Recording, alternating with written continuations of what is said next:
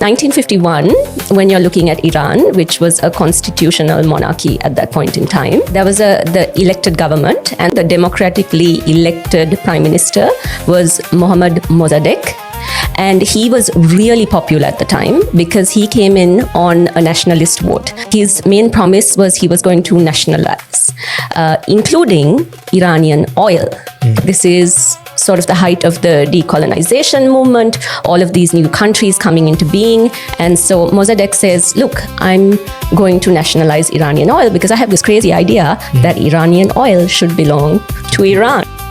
Where he says, if we use the monetary funds that come out from this oil, we can actually address poverty, we can address what he calls backwardness of certain communities in Iran. So he has this big plan.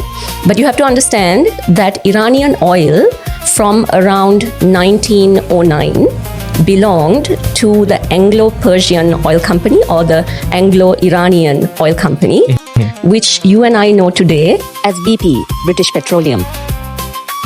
And he's like, no, we're going to change all of this around. And he starts to nationalize.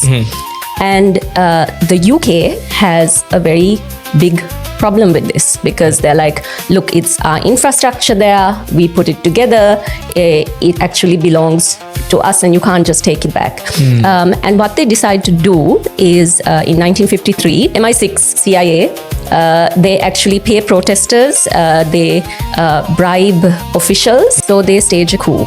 During that time, they actually reach out to Muhammad Pahlavi, the man that history now records as the last Shah of Iran. So they reach out to him at that point in time because they wanted him to sign a royal decree to sanction the change of government. But the interesting thing is, at that point in time, the Shah is just like, no, I'm sorry, I'm not going to do it. And they're like, why not? And he's like, because nationalism is a big thing right now. Mossadegh has a lot of respect. And if I do this with you, my monarchy will lose credibility. And I don't want to do it. And they come back to him and they say, we're going to go ahead with the coup anyway. And if you don't come along, we'll just put one of your brothers in power after we do this. Wow. So he goes along with it, of course. And then we know that the coup is staged. Mossadegh actually is placed under house arrest for the rest of his life.